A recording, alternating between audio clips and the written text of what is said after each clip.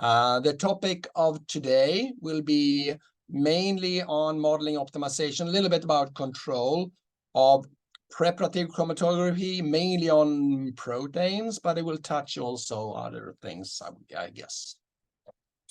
And there will be some kind of general topic, I would say, but I will also touch upon what we are doing in my lab right now, and also what we have achieved during the first period of AdBIOPRO. So that will be an important part of the background for what we do right now in AdBIOPRO.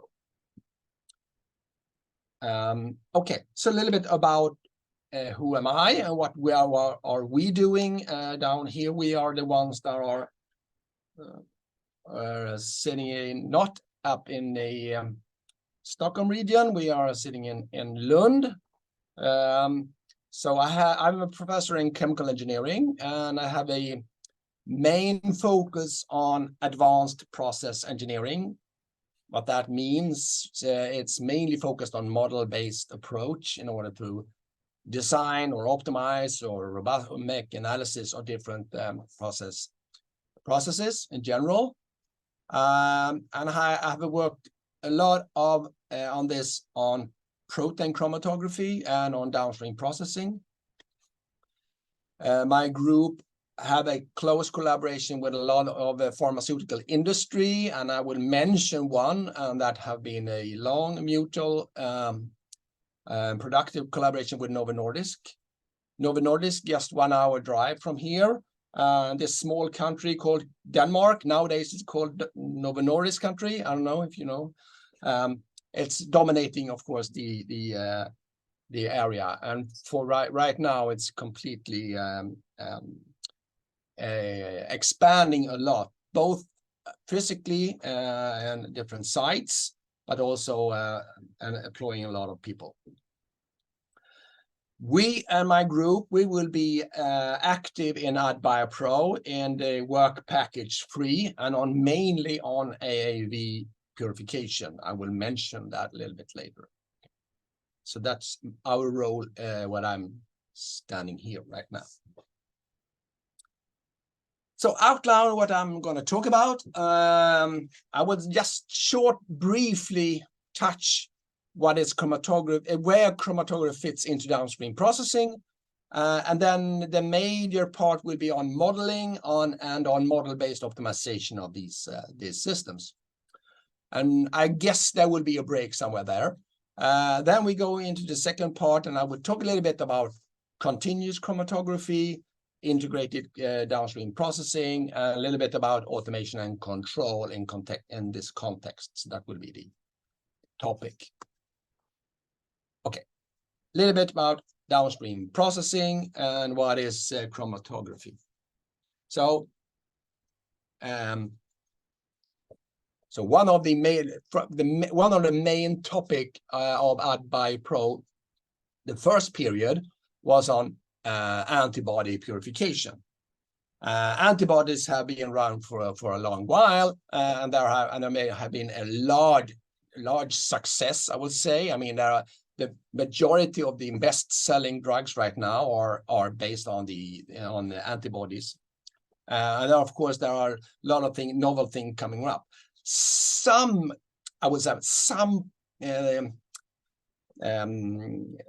idea what is the backbone of the great success is this, what is called the antibody platform.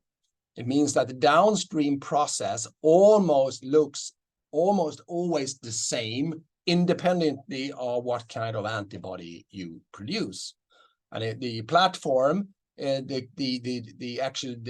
the working horse here is that the capture step is based on a protein A affinity column that actually makes very good separation of these target molecules directly, sometimes even sufficient actually directly, but you have to add some additional steps for safety reasons. The second step almost always is a viral inactivation. So it means that you have to inactivate potential viruses from upstream. And then you go into a purification step where you try to to get rid of often very small amount of impurities like aggregates, some other impurities like host cell proteins and DNA in often quite small concentrations. So this is the classical downstream process in antibody purification. There are some modifications depending on there are licenses and on patent issues between different companies, so they tweak this platform a little bit, but it's almost always very similar to this. And that's one of the reasons of the great success, because it has been very easy to adapt this platform for different kinds of antibodies. If you go over to recombinant protein, you don't have this. So it's much harder to develop downstream processing in this context. Here are some cases that we have worked with. The top is a downstream process from Sobi, and the second one is a downstream process from Novo Nordisk. The Sobi platform, Sobi process you see here has a mixed. The first step is a mixed. The capture step is a mixed mode chromatography, followed by cation exchanger, a membrane, active membrane, and an anion exchanger. The third example here is a modifying protein. I would say it's an insulin analog, I would say. First, you have a capture step that is an ion exchanger that of course catch a lot of impurities. Then you go into enzymatic reactor that you make some kind of cleavage of that protein, and then you purify it into 2 or 3 steps depending on the problem. So in the protein world, you often have to tailor-made your downstream process, and that is quite expensive compared to the antibody world. And of course, in this context of AdBIOPRO, we will mainly focus on AAV purification. And also, even though we go into viruses and also into cells, there are some ideas that we actually can use chromatography for this. And the I would say the state of the art of AAV production is similar to the one you see here, just taken directly from the Cytiva website, where you actually have the upstream and a lot of clarification before you enter the actual purification, and that's done in first a affinity step, and then followed by an ion exchanger polishing step. I will also mention this a little bit later. So even though we go into viruses, we will have preparative chromatography as the main purification tool here. So with that said, there are a number of different unit operations in our downstream process, but the main purification is done by chromatography, even from the smallest peptides up to viruses. So therefore, the chromatography tool is very, very important. Okay, so let's dig into the detail how these chromatography systems looks like if we try to describe them mathematically, or modeling. When we do modeling, and that's general, I would say, in engineering, we have to work with different scales. And in the example you see here, there are macroscopic, microscopic, and nanoscopic modeling taking place on the same time. So we talk about the macroscopic, then we try to describe the packing properties, the convection and the dispersion between, and how much is the packing and how much is the void in the system in this case. Then we go into the actual particles, and then we try to describe the mass transfer in these particles, the porous network and the pore diffusion, and properties around these porous structures that we're trying to develop or use in this case. And of course, then you go into nanoscale and actually look what happens on the surface, because adsorption is the surface properties. That means we want to describe what is the relation between the different proteins or different impurities and their relation to the active surface with all the ligands, and what is the ligand density and the properties of this.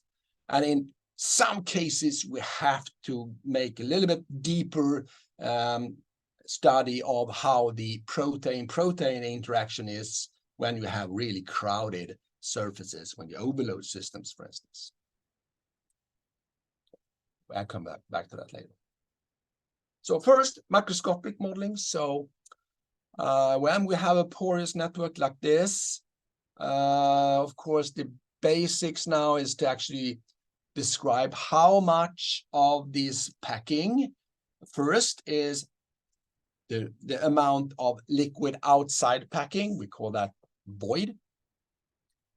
Then we look at how much of the packing that is accessible by the fluid. That will be, they call porosity. And that means if we know the void amount and the porosity of the particle, we can calculate what is the overall porosity in the bed. That means this is the apparent volume, so to say, of a small molecule that trying to pass through the column. So this is the maximum limit of the volume inside the actual column. Another thing we try to describe when we have these kinds of packings is that we, depending on the flow path for the liquid passing through this packing, they will actually have different path length passing the actual column. That means different streamlines that enters the column will actually leave the column at different times. That generates what is called dispersion. And the dispersion we're trying to actually describe in this microscopic scale.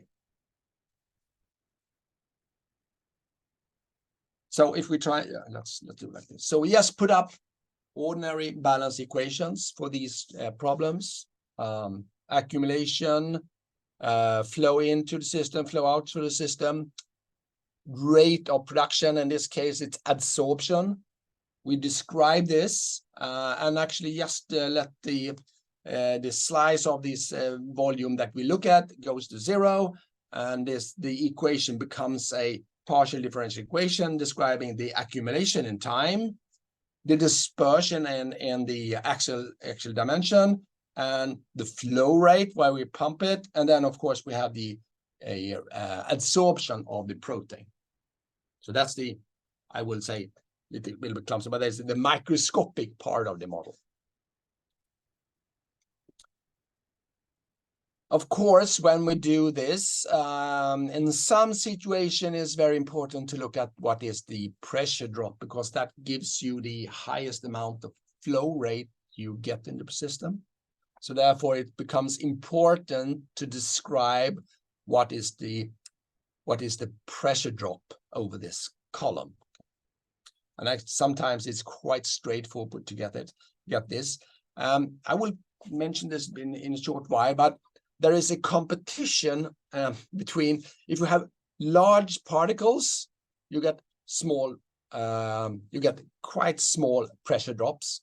And of course, if you small particles, you get high pressure drops. Okay, so there's always a trade-off in this case. The other part is that if you have small particles, the mass transfer is really fast. If you have large particles, it's slow. So it means that when you run chromatography, you will get high resolution, sharp peaks with small particles, and shallow peaks with large particles. So therefore, there is always a trade-off between the pressure drop when you run a system and the opposite direction of resolution. So it was always be a trade-off of what is the flow rate, the pressure drop you have, and of course the resolution. So therefore, right now there are instruments for analysis at least that run at extremely high pressures in the ultra high pressures in order to make fast analysis very fast, very sharp and good analysis very fast. That's not the case in preparative chromatography we're targeting right now, where we're trying to get the produce the system as good as possible. So a little bit about the structure of the different particles. So here is some pictures. This is a picture of a silica yield, a silica resin actually. Typical silica, 10 micrometers, pore structures, 100 angstroms, like this, as you see in the cartoon here. Quite open structures, but of course, for large particles, these are too close. Okay, so very hard to get in large particles, large proteins into these structures. So therefore, there are more open structures, and you see the other cartoon in below here. One is relatively open. That's actually a polystyrene-based resin, and on the left, you will see a typical agarose bead for proteins. And so the beads that are the resin that are used for large proteins, for instance, antibodies, looks like the one on the left here.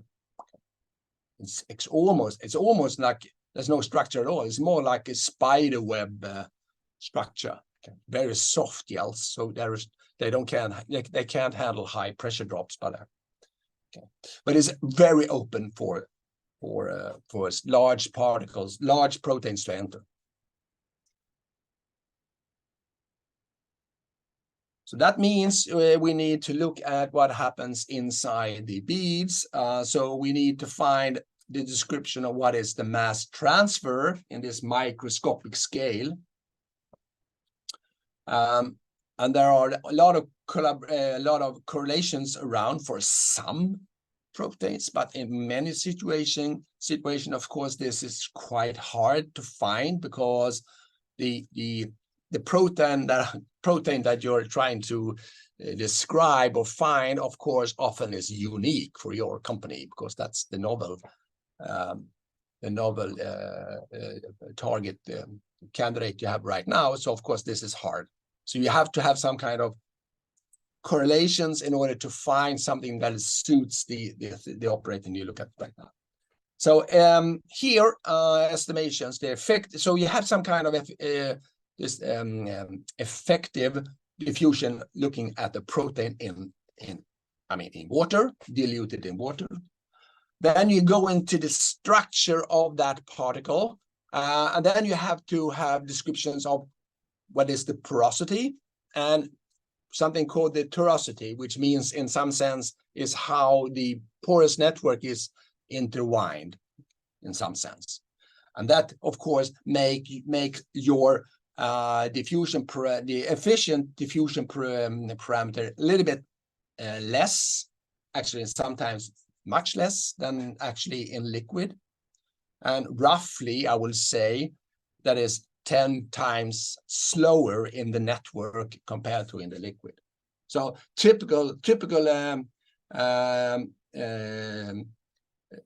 so a typical diffusion parameter for instance, insulin is 2 to the power of 10 to the power minus 10. That's for insulin, which is quite small. A protein is almost like a peptide. It's something around 15,000 kilodalton.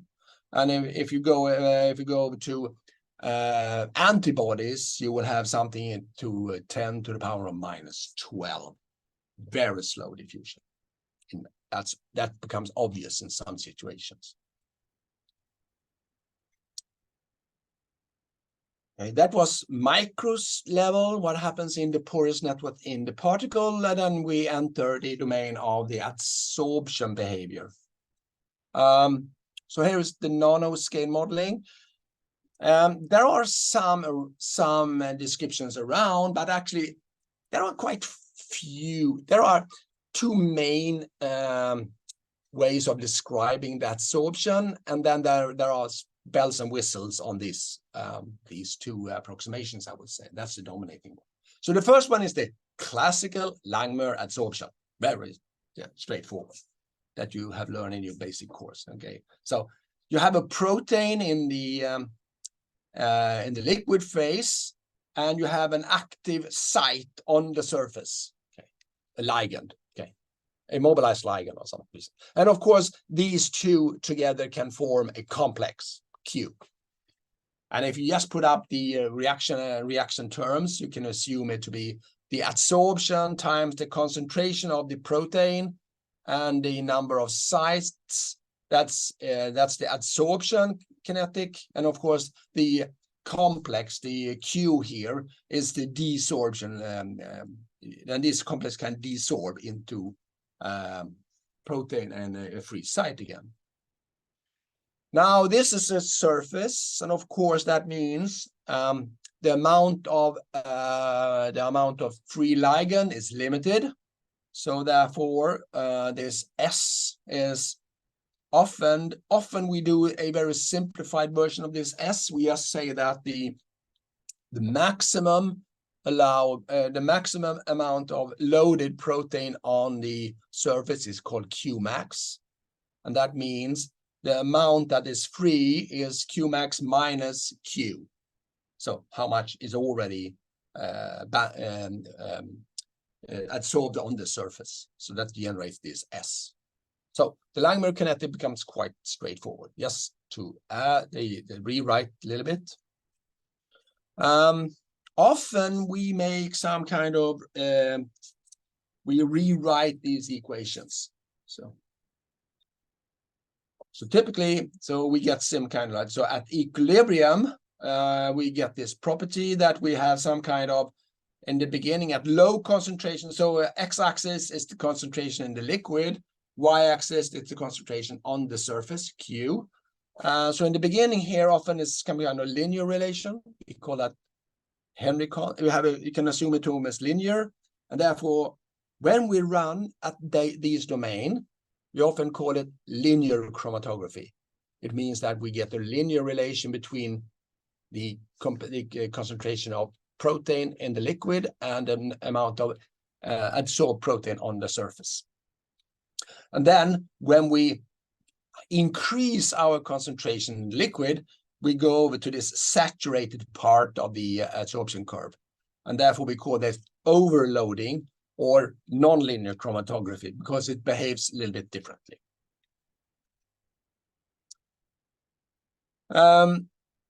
Okay, just to when we run these kinds of systems, that was just the adsorption part, so to say. When we're now trying to simulate what happens in a real system, we also want to describe what happens when you load and when you desorb. Okay. And you desorb with some kind of modulator or some kind in the mobile phase that change the property of the adsorption. In ion exchange, this is a salt. Typically, we add salt, and therefore it shields the characteristic charge of the protein. So the protein, and so the salt counterion compete with the protein, and actually suddenly it wins over the protein and take the active sites, and the protein is going out in the liquid. Okay. That's what we try to describe. So therefore we need to change the parameters in our adsorption description and make them salt dependent. And this is one way to doing it. It's straightforward. So we actually make the desorption salt dependent. And that means you will get and then we rewrite things a little bit. I will not go into the detail, but often we rewrite the parameterization. So you get nice parameters. So one of the parameter in the description actually moves the peak, another one just change the profile of the peak. That's Langmuirian adsorption. The dominating description in ion exchange, and actually also in I would say in mixed mode. It's a adsorption description called steric mass action. It's quite similar to the previous one. The only difference is here that we actually assume that they actually have a couple of counter ions that actually are sitting on the ligand, and when a protein adsorb, it actually push out a couple of these counter ions S in the reaction here. You have mentioned that as S. That's the counter ion. So when that means we take care of that, we have actually multivalent valent adsorption. So the protein has a charge and actually push out the corresponding amount of salts in that situation, and therefore you can rewrite it's straightforward just to rewrite the equation similar to the previous one. This is, I would say, this is the classical. Nowadays there is actually, it has some problems, this description of using steric mass action, is when you have really large protein and you overload. Then there are things that you cannot describe with this model, and therefore there are actually recent developed models that can handle those topics. So, but I will only mention that. I'm not really sure that will be major breakthrough in the system. I think this is the one that are still the working horse when you're trying to describe these kinds of systems. So that means, so here is a classical protein chromatography model. So you have a mobile phase description. This is on a macro scale level, describing what happens in the actual dimension inside the column, actually. And then you have the stationary phase, what happens inside the pores in the particle. So this is a micro scale. So this is the particle equation describing what happens inside here. And then, of course, you have adsorption on a nanoscale description, trying to describe what happens on that adsorption. So in the cartoon I have here, you have a dispersion mobile phase. You have the equation describing what the diffusion inside the particles. And then you have this SMA adsorption in the end. Okay. This is called a general rate model.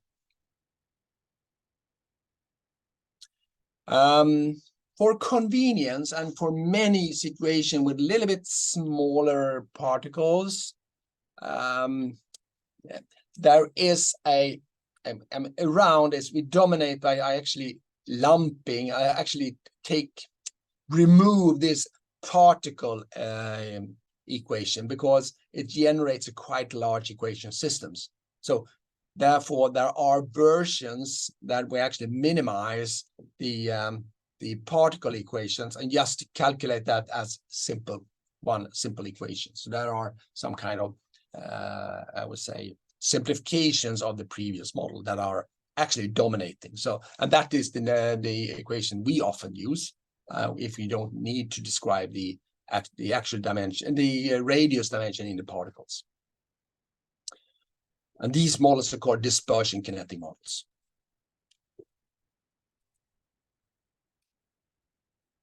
And there are actually many, you have seen there are many in the literature. You will find many different applications on modeling different kinds of chromatography. Here I just showed you what we have done: ion exchange, reversed phase chromatography, hydrophobic interaction chromatography, mixed mode chromatography, and of course size exclusion. So I mean, the majority of different kinds of chromatography have been successfully modeled and described in the literature.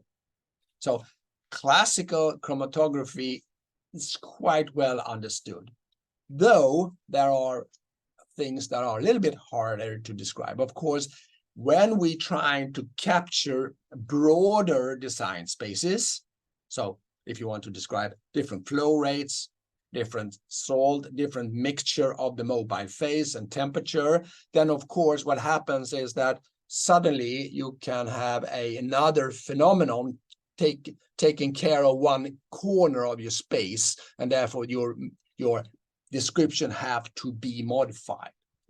So with that said, I will not say this is a well-known topic, but for a small design space, I will say it is. But for general topic, this is a little bit harder. Okay. So I will end this first part of the modeling on saying what we have done on AAV. We had a collaboration with Bristol Myers Squibb in Seattle, where we looked at adeno-assisted proteins, and we looked at how to purify empty and full capsids. So here is, you see one of the runs here with the flow rates. So it was a separation of empty and full capsids for AAVs. Gradient illusion, we used dispersive kinetic model that you see before with the modified Langmuir adsorption. And we could surprisingly successful describe what happens with the separation in a quite broad design space. And this the adsorber here was an anion exchange membrane chromatography from PAL or Cytiva nowadays. Okay. So we have looked at AAV purification. Okay. That was modeling, and I just postulated that there are quite good models around. You can also find in the literature a lot of different kinds of successful model calibration for different topics. Now, when you have a good model, then you can use it for something. Why not use it for model-based optimization? So that's the topic of the second part. So when you do optimization, you have to be a little bit more specific. What do you want and what do you need to describe? And that seems simple. I mean, of course, you want to optimize something, but there are a lot of things to think about. So first of all, you have to think about what do you want to optimize, okay? And what is a good process? What is your target? What you want to do? I mean, it's not obvious, actually. The next second is, of course, what is your decision variables? What kind of variables what you want to change in order to achieve your goal? And the third thing, which you always need, that is the constraints. What is your limitations in achieving this goal? Okay. And there are a couple of different limitations.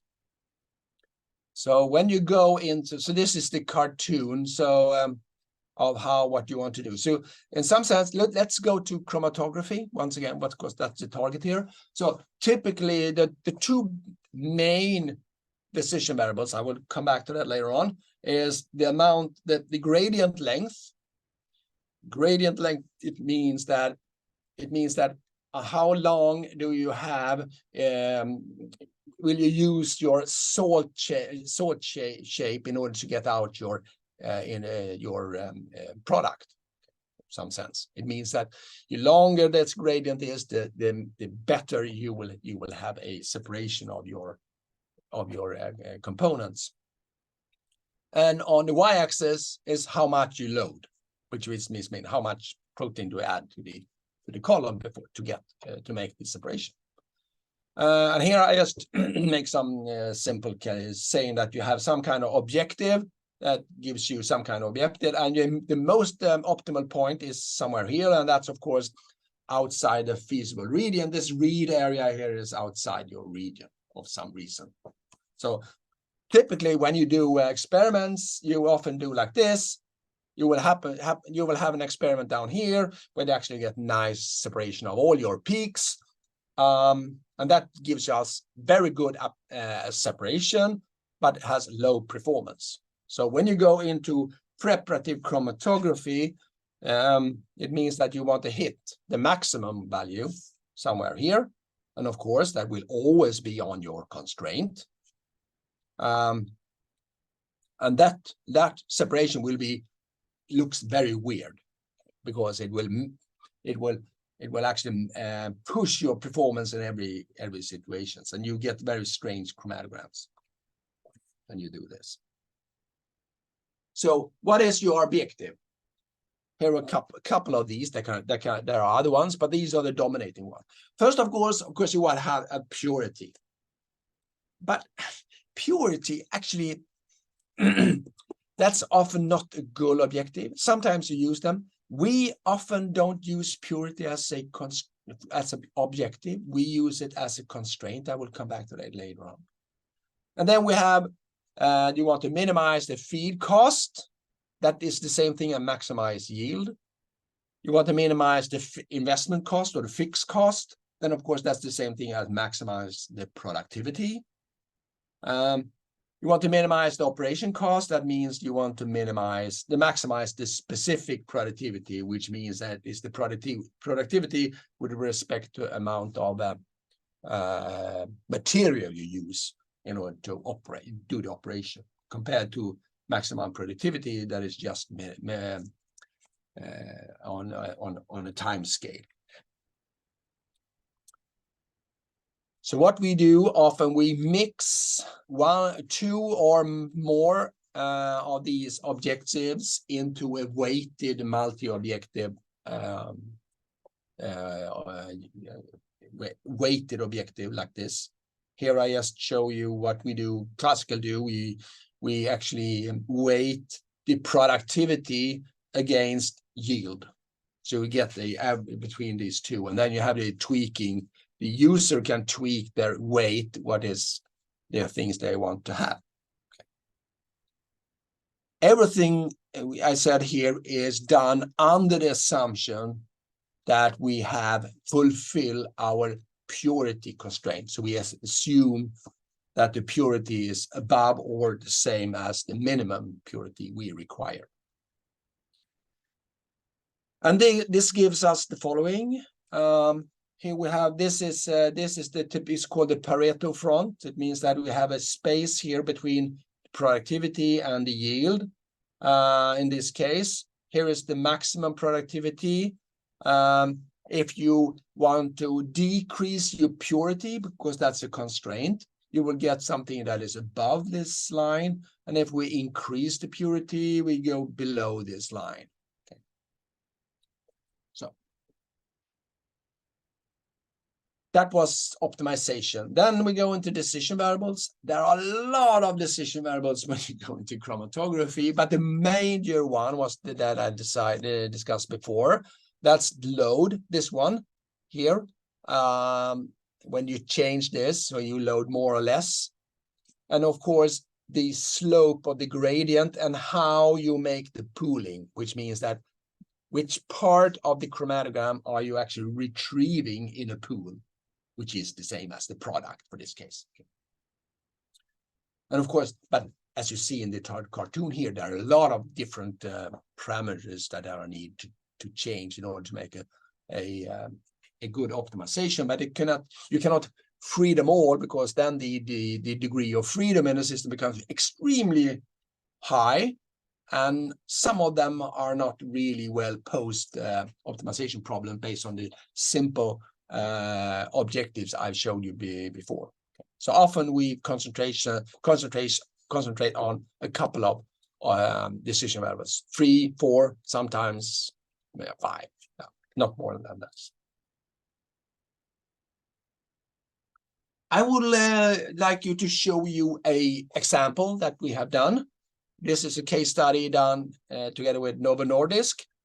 It's a modified protein, protein X. So this is I would say it's almost a polishing step.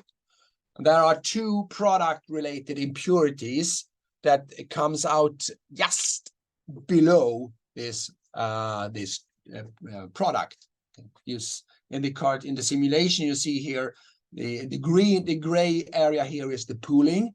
You see there is a amount of protein that are leaving after the main peak that are just about below the main peak, and there are also a small impurity eluting just before the main peak. The decision variables is loading, the elution, and the pooling of this case. And of course, there's a purity constraint in this. Now we want to optimize the problem. And here is a lot of optimizations. So here is a productivity and yield once again. And then we have this Pareto front for a couple of purities from 96%, that's the first one here, down to 99% pure. And you see the impact this change of purity has on yield and of course on the productivity. So just to increase the purity demand, you go down in productivity quite drastically. And that means as a user or as a designer, you have to find a sweet spot here on this surface of these two objectives and this constraint called purity.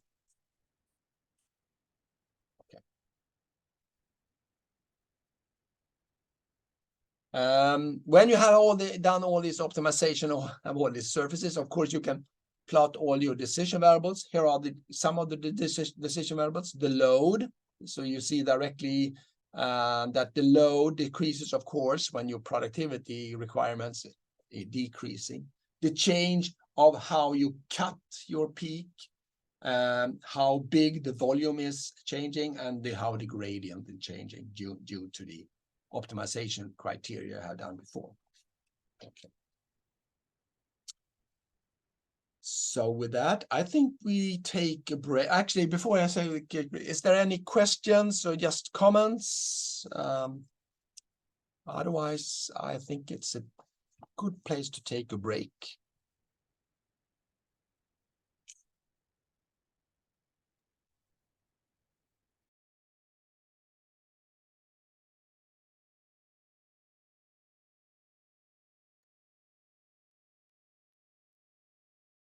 Okay, welcome back to the second part of this tutorial on protein chromatography or preparative chromatography.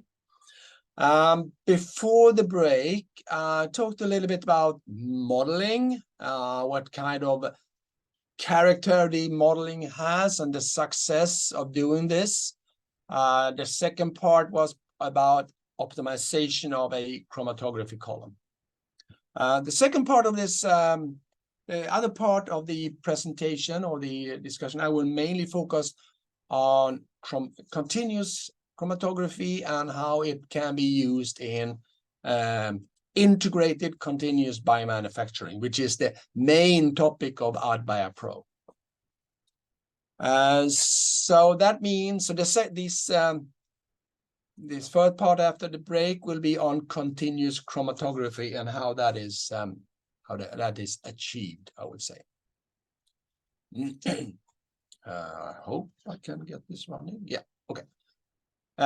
So a little bit about continuous chromatography. There is some problematic issues here because we will use this. Yeah, we want to use a resin, some kind of surface to absorb your protein, to immobilize it. And that means in all the discussion I had before here, that means we have to pack all our resins in a fixed bed. And that by nature means it will be batch oriented or periodic at least. Okay. So that we don't have any continuous operation in that sense. But if you go into I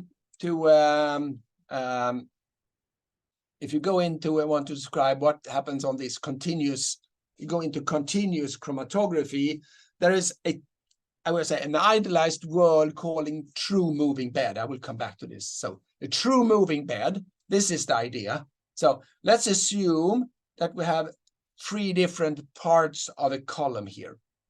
And in the column, our beads, our material, actually is falling down during this section, and in the bottom it can be pumped up once again. So it means that we have a resins that are going downwards, and we have liquids that goes upwards. So we create a counter current operation of these beds, this adsorption.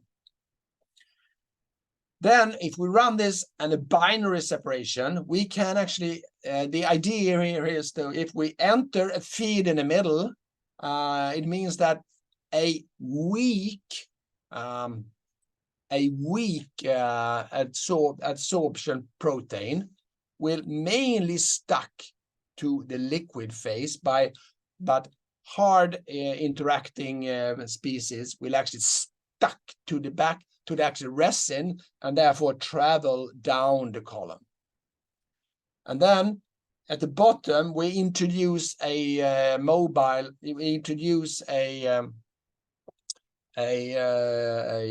phase that actually makes this protein elute completely. So we can take out something called an extract, which means proteins that are adsorbed hard on the resin. We will get out in the bottom, and we will the corresponding here. We will have the weak one enters in the raffinate. Okay. So it's almost like a distillation tower. We enter in the middle and kind of weak in the top and the hard in the bottom. And these systems have been extensively theoretically analyzed, and there is a famous theory called triangle theory that actually can calculate almost for any system how these should behave and how these should look like. Okay. And this triangle theory means that we can design the velocities of all flow rates here in order to retrieve different kinds of purification systems here. Okay, why do I mention this? Well, this is not physically practical because we don't have that kind of resins that actually can move. So instead, we do something similar, something that are mimic this, and that's therefore called simulating moving bed. It's not a true moving bed; it's simulating moving bed. So what we do now, if these resins cannot fall down, we do the opposite. We actually move the complete column. So therefore, we will have a movement. So with every cycle, you have a cycle time, then you actually move a column up here downwards. And then the section 1 column will actually go up and be section 4 column. So so we have packed beds, but the column is moving in the system, and they generate a simulating moving bed. Actually, if we divide these sections in a couple of, so not one column, you have 2 or 3 columns, we can actually mimic very similar properties compared to this triangle theory. So there are very successful stories about how to design these SMBs based on a modified triangle theory. Okay. And there are systems around, actually also from small scale, but also very large scale on these SMBs. But still, it's a separation of 2 boundary conditions, and you're operating in almost constant mobile phase. You can play around a little bit with the mobile phase, but not so much. So for protein applications, they have not been used. Okay. But we should have this in mind, because you have very interesting performance achievements in this simulated moving beds. So what do you do instead? Okay. And for proteins, there are a couple of these around that are trying to do something similar. Here's the first one. It's called periodic countercurrent chromatography, called PCC. And this is a product of Cytiva. I just want to show you one example. This is called a 3-column version of the PCC. The idea is the following. So once again, it's similar to the previous one. So there's a switching time where a column moves, so to say. So let's start over here. So first we have a column that we load. So we let the product, the supernatant from the reactor, it's entering the first column. When it actually break through the column, we connect that to another column that catches up the things that it's going through the column. So when the first column is saturated, or actually have done its job, so to say, capture what it were intended to do, we release it to next, and we wash that column, and then we elute the product. Okay. And then we elute the product that in the next switch. And now when we do this, the second column becomes the primary loading column. And when then it's done its job, we actually wash and elute that one. So it means that we elute two. So it means that we have 2 columns that are connected for loading, and the third column is actually eluting its product. Okay. And then they just cycle, so to say. There is a PCC. We made a lot of work on the PCC equipment during the first period of AdBIOPRO. I will mention that a little bit short while here. So one of the work done in the previous period was an optimization of this PCC equipment. And here is a cartoon. So this is a lot of an optimization, multi-objective optimization with the resin utilization on the y-axis and the productivity on the x-axis. What is resin utilization? Well, that means how much of your actual column have been used in order to do the production, so to say. So it means that if we have high resin utilization, it means that we fill the complete column with protein, but that means also a lot of protein have to pass through the column and go into waste. So the productivity decreases. The yield also decreases, of course, but in this case, we just show you the productivity. So this is the Pareto front for a PCC operation. Down here, you see the Pareto front for classical single column capture. Okay, this note that everything here is trastuzumab on prism A resin, protein A, prism A resin from Cytiva. This is the single one. And the argument saying that the PCC is much more efficient, as you see here.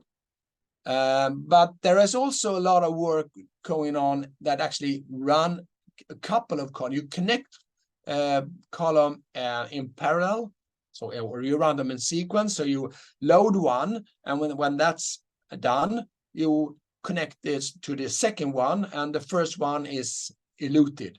And when the second one is full, you go back. Okay, we just switch. And of course, you can also do the same thing with 3 columns, which means that you can actually make the column a little bit smaller. But when we go into optimization, actually do the real calculations, for these 2 columns in sequence, and the column in sequence is actually have lower productivities and lower resin utilizations corresponding to the single column, actually. But these 2 are still very often used in the term of running continuous chromatography, particularly this 2 column in sequence. Okay. Because you can run it with a constant flow rate. You just switch between the columns. Another now that was capture. Another way of making continuous chromatography is something called MCSGP, and it stands for multi-column counter-current solvent gradient purification. Okay. That's a great notation. Okay, what do we want to do here? Well, the idea is have two columns. You run them in the following way. You load one column, okay, with a protein, and then when you try to elute it like this, so here we load the column, and then you have an impurity on in the forefront. There's the product in the middle, and you have another impurity on the back side here. Then this component in the middle here, that's the product. Okay, that's the one you want to retrieve, and when you pool this one for the right purity, you will always miss something in front of it, because you miss that, because that will be thrown out because you have a lot of impurity and you have also some back count. So there will be, you will miss product that are actually too impure to have inside your production pool. That's the nature of this problem. So what do we do then? Well, and this MCSGP idea is that let's take this part of the product, so this impure product, and let's just reload it to another column, and you do the same thing and afterwards. So these two parts that we have product that are impure, you take that part and load it on the next column, and you actually redo your separation. What you achieve there then is you get an increased yield, and you actually recycle solvent. So this is a way of increasing your productivity in your system, and you do it surprisingly good. Here is an example that we have run in our lab. So this is the implementation. It's actually quite stable after 5 cycles. You see some runs over here. This is the first column. This is the second column. High pure, you can achieve very high purities, some kinds, or sometimes 100% pure, 100% yield. In this case, the first cycle here down here generate a yield of 45%. Here one, this one. And then we run this batch-to-batch recycling like this. So there's the impurity outside your pool is reloaded. What happens then is the concentration of your peak is increasing, because you don't allow the product to leave the system. So you get a recycle of product, and the concentration of the peak of your product is increasing like this, and you actually get, in this case, in the case we run, we get double the yield, over 90%, and the productivity increased with 3 times, 300%. Surprisingly good. But there are a lot of discussion that there are some limitations of this, but that's another issue.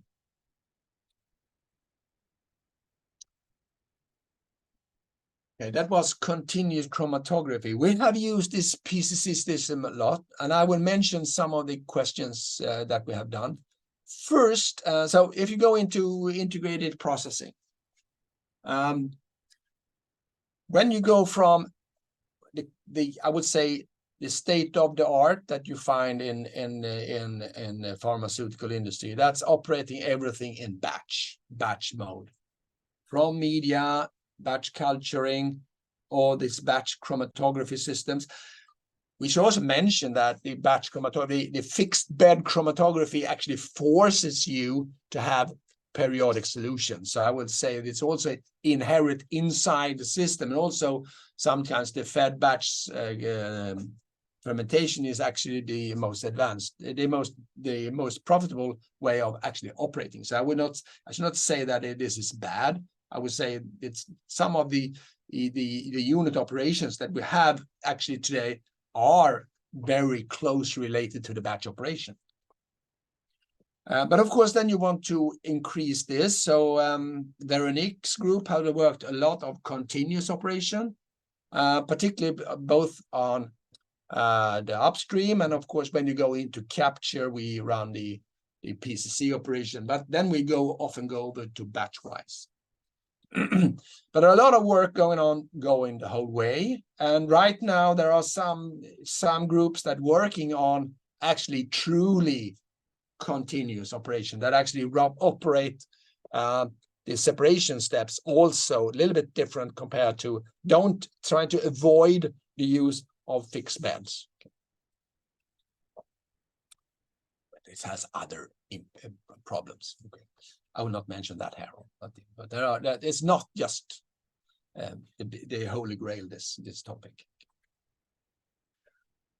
Okay, I will show you two cases. The first case is our first implementation of an integrated downstream process. It's a peptide modification and purification system. It's like this. There are 5 steps. So there is a capture step. Then we have a enzymatic reactor to cleave the protein, and then 3-step purification. Here is the implementation on 1 hectare machine. Here is this is the capture step. This is the reactor. It put on a stirrer. There is a pH controller. Here is a syringe pump that doses the enzymes, and then you have 1, 2, 3 reversed phase columns for the purification. Okay. So that was our first operating unit that runs completely automated.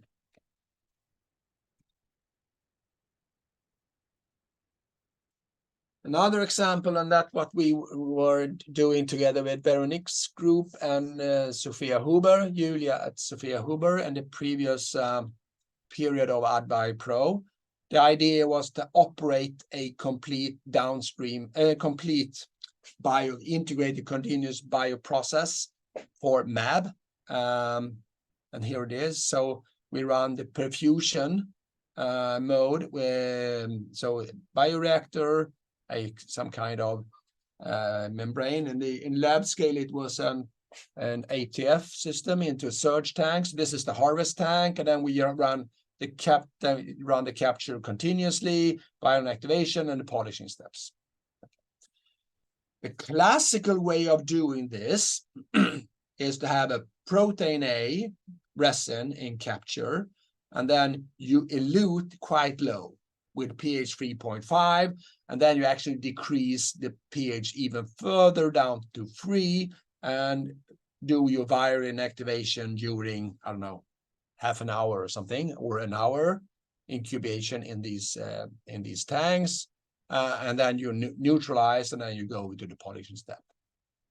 So, and of course, this is a critical point to go so low in pH. So if you have unstable or very sensitive MABs or bispecific ones, then of course this pH can be a little bit harsh, and therefore we're trying to avoid that. So the idea was the following. So this is this idea. So at Sophia Huber's group, there was a development of a new calcium-dependent protein A ligand that makes it possible actually to elute with salt at pH 5.5. So we can avoid low pH in the capture step, and therefore then we need to change the viral activation. So we've changed over to detergent-based viral activation instead. And then we come up with this process. And then we operate this process in Veronique's lab. Here is the cartoon, a little bit messy. So down here you find the reactor. Here you have the membrane, the harvest tank. Here you see the PCC machine that actually operate the 3 columns for continuous chromatography.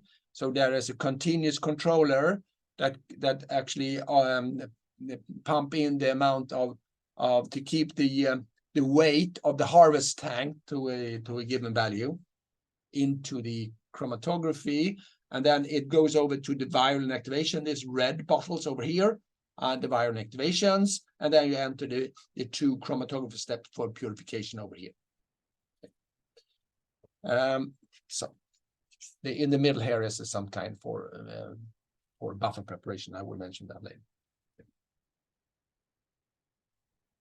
Then we scale everything up into 150 times and we run a couple of days, or actually 19 days at Testa Center. Here is the setup. We will mainly focus on the downstream process, and the downstream process looks like this. So here we have the ECTA PCC with this free calcium-based columns. Here is the viral activation, and here are the columns for the purification of the mAb. And when we run this is the description. So here is this is what comes out from the PCC machine. So 3 peaks, 1 from each column. We put them together and then enter the viral activation flask, and we evacuate that for I don't know, I think it was an hour, and then we load that into the connected to purification columns that you get out here. So this is the capture. These are the 2 polishing steps. I just mentioned there are 2 articles that present the work that we did at Testa Center. Okay.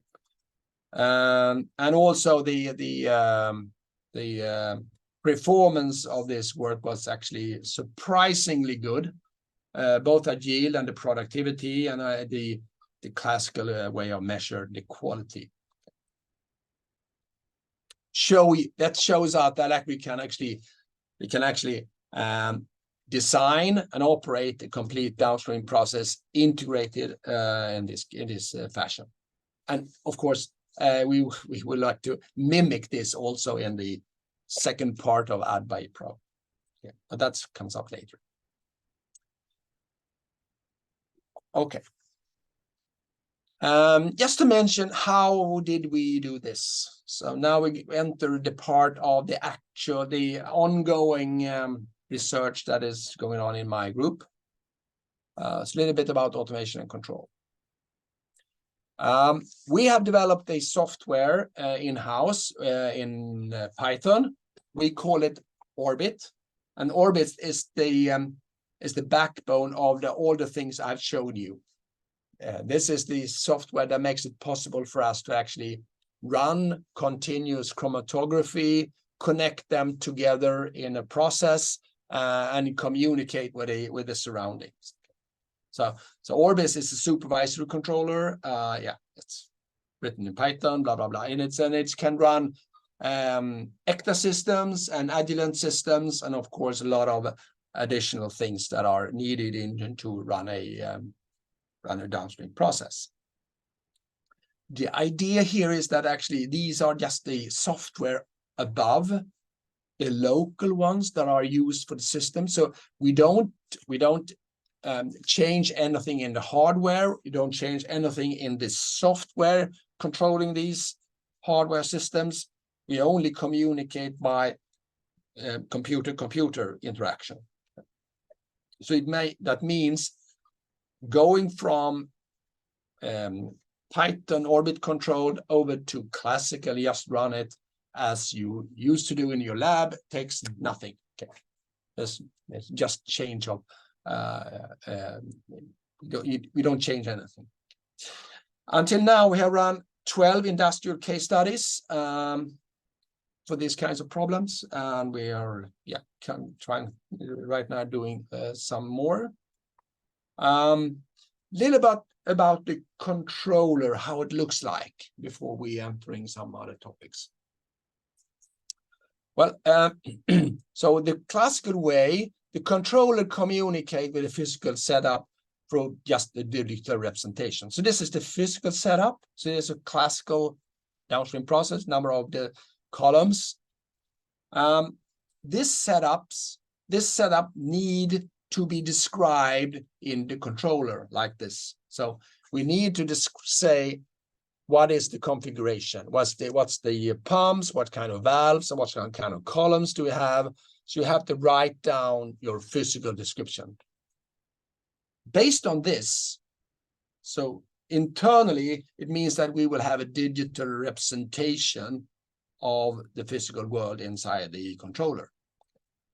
So this is the physical part, I would say.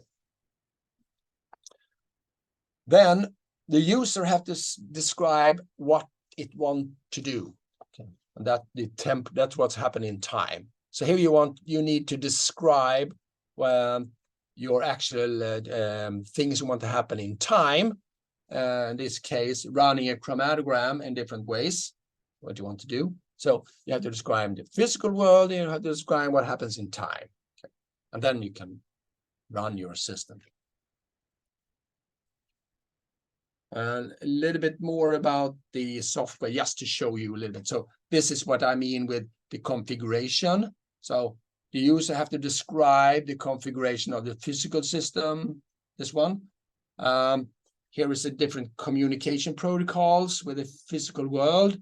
And of course, there is a unit library to make this possible. So this is the communication from the user to the hardware, so to say, on a high level description.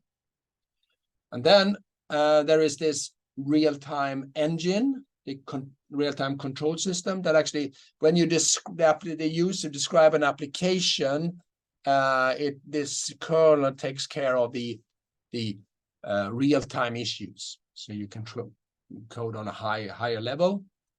It also makes it possible for you to add something called a computational extension. So actually you can add your favorite code like this, and that can be accessible from the real-time controller. So during execution of your program, you can actually do all your stuff that you want to do. So it opens up your lab for almost anything, any computational issues you want to perform. This is the picture of our lab right now and what we want to achieve. So in the middle here, we go back. It's similar to the thing I showed you we did before. Here is the PCC machine. And this is the second machine that do the purification. So this is capture. This is polishing. So these two machines is the actually integrated downstream process. Okay.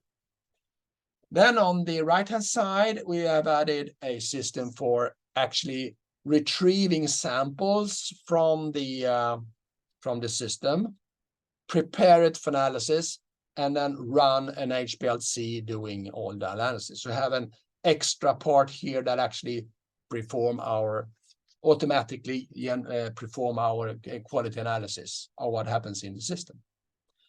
And then, as I mentioned before, briefly, there is one buffer management system that actually automatically prepare buffers and deliver buffers to our system. All these systems are run by an orbit controller, and they talk to each other over the net. Okay. And there are some extra. There is also an orbit database taking care of all data that are stored in this system. Okay, and it looks like this.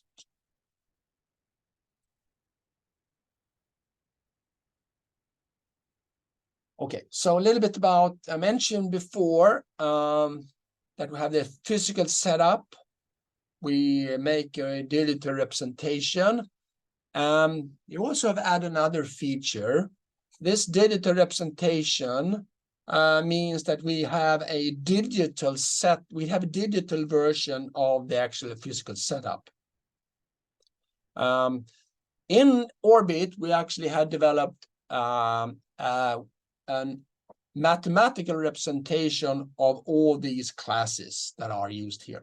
So it means when a user had described what kind of configuration the user has on its setup, we automatically will have a digital twin of that setup. So the orbit automatically generate these digital setup based on a model library that is available. So what can we do with this? Well, that means we can automatically make a couple of experiments on our physical setup, generating like this, something like this, and tune all the parameters, the important parameters in our digital setup model. So automatically, we can come up with a mathematical model based on the thing I discussed before the break, what happens in our system, and based on that, we can actually make an optimization of the separation.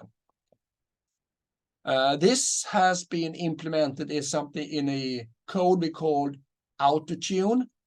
The idea is actually to have a Python code that actually automatically model your separation, calculate your optimal separation, and suggest an operating condition for the user. That's the idea.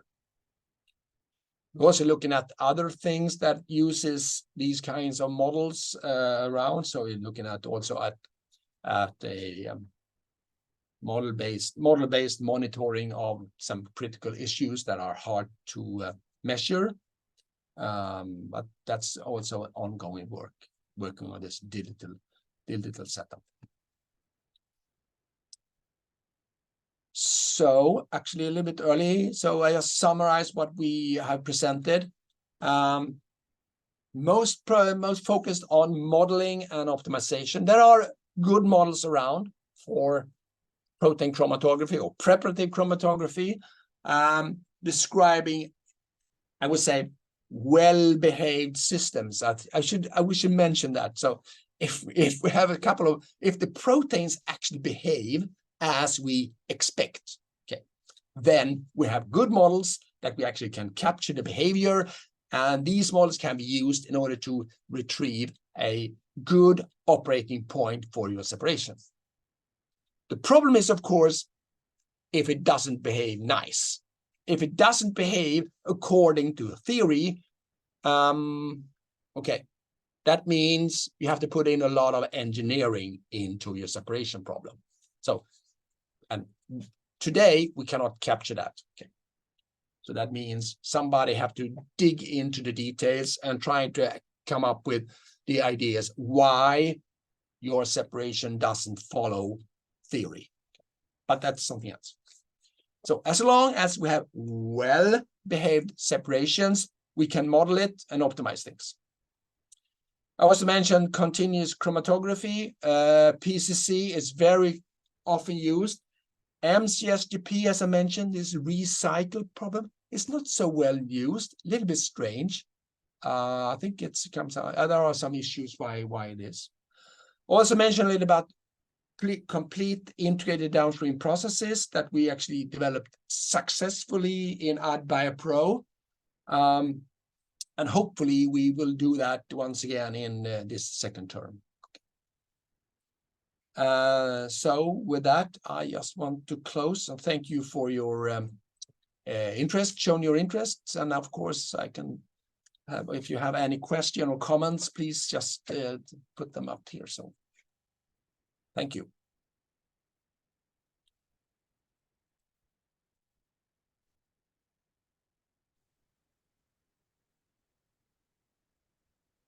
Bernt, if there are no questions, maybe I can start. You might have mentioned it, but sometimes resin decreases in performances with time and with usage. Is it often included in the models? Can you use adaptive control or not control, adaptive modeling, or what are the solutions and something around that? Yes, I didn't mention a little bit about how, when you go into more detail about the control, you're right, but one can argue that there are some discussions depending on what kind of aging of your resin that is happening. Sometimes it's due to there are something in your mixture that actually have some kind of irreversible adsorption, and actually that means the amount of ligand that are active decreases slowly, and that means you will have an activation that is dependent on your load. That's one topic. Another topic is, of course, actually your cleaning in place is so harsh that you actually destroy the ligands, and that's perhaps what happens sometimes in your capture step, for instance, a protein A. That's another issue. Then, of course, it means that you have to be a little bit careful how you design your zip phase. And in this case, so that means that the behavior of the separation would slowly change during the operation. Then I mentioned that that means how you operate things have to be captured with this, and then you run. It means that you need some kind of batch-to-batch control that controls that it actually performs.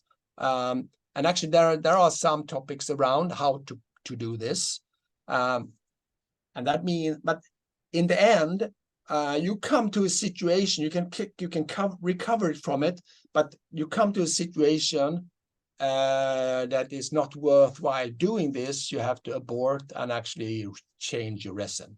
And that's I will say that means you need some kind of monitoring advice to do that. That means, should I call it adaptive controller? Yes, or some kind, we call it iterative learning controller in order to run these kinds of problems. So it's similar. Yes, it's similar. Yeah. Thank you. And then another question that we speak about, you and me, every now and then, about the sensors, the process analytics to put, if you would kind of choose in order of preference, which ones would you take? Yes, that's an interesting issue, because there are two. I mean, you have two problems with chromatography. One is that we cannot look into the column. So it means that when we have when a component comes out from the column, I mean, it's almost too late to do anything. So the only thing we can do is to fiddling around how we actually pool the things. So of course we need very fast detectors in order to check what comes out through the column, in order to actually do the best according to what leaves the column. That's one thing. The other thing, of course, is okay, can we learn from this batch and run a new batch? And then suddenly the discussion's a little bit different, because suddenly our time window increases. And if we look at batch to batch in a longer perspective, as you discussed for instance, the aging of the resin or something like that, then of course the timing to perform analysis can be very long. Actually, it's not important anymore, because you can actually, it doesn't matter if you do it today or tomorrow. The resin, we talk about days of resin, or weeks of degradation of the resin.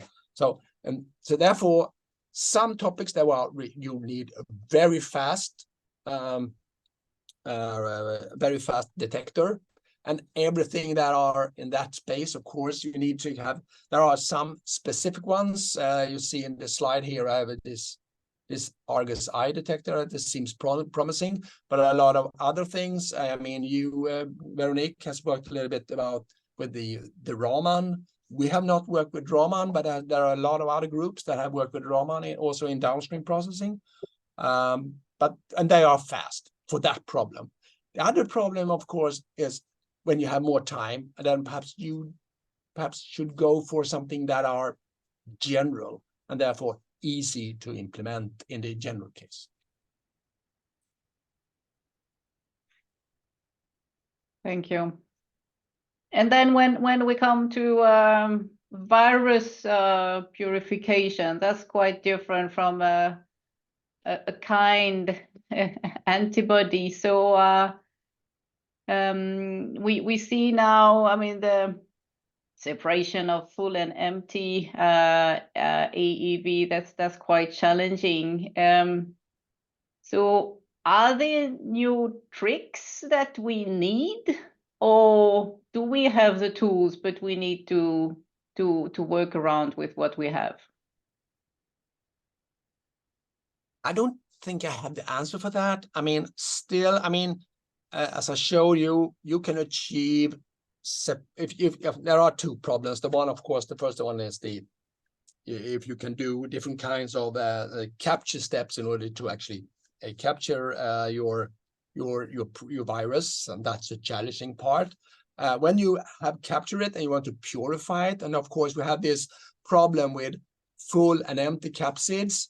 I mean, that's an extremely challenging part because they are so close to each other. Sometimes you're lucky because the gene sequence you add into virus makes it a little bit different compared to the empty ones, but sometimes you don't see that difference, and then you're done. You cannot do anything about it in using chromatography, I would say. But otherwise, if you see something, and I think the challenge for us as a chromatography people is can we come up with a situation that we actually can squeeze this out from each other? And then there are some ideas that we would look into, and there are some ideas that other groups is doing. But still, right now we are looking at the classical toolbox, the classical resins, and of course, viruses, AAVs are quite small, and other viruses a little bit bigger. Then, of course, they cannot penetrate pores and stuff like that. So it will be a surface mechanism when they stuck to the wall, and why do we adsorb on the wall or on the surface? And there will be a lot of discussions around how the actual resin will be looked at. If they will be bead based, because there are some very nice properties in packed bed. Or it should be a membrane that I showed you we have done, or you go into some other modalities like monolith structures or 3D printing or whatever. So I think these kinds of surface discussion that are more well-tuned, I guess 3D printing for larger viruses will probably be an interesting issue here. But that's just a speculation from my side. Thank you. Do we have other questions?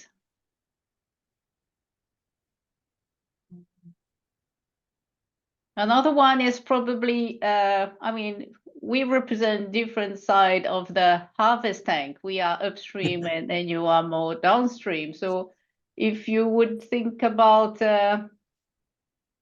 the challenges that we have at the boundaries of these two, are there things that culture people could do better to? I know it's always the question that it's not clean enough, that it's too high or too low titers, etc. But if we go away from these, or maybe these are the only ones that you see as a kind of a boundaries things to think about. I mean, I'm from a separation point of view, I cannot argue. I mean, we got the things you deliver, we have to take care of it. Of course, I like, and of course, we can never complain of too high titer. I mean, that's a dream come true. But right now, if you go into antibody purifications, for instance, I mean, the titer nowadays are so high, so it's actually often the downstream processes in that processing that is limiting the productivity right now. So I mean, it's a serious stuff for those that are actually benefit. But that's a nice way to be. The problem, of course, if too low titer, then it's really hard to produce run the downstream processing efficiently.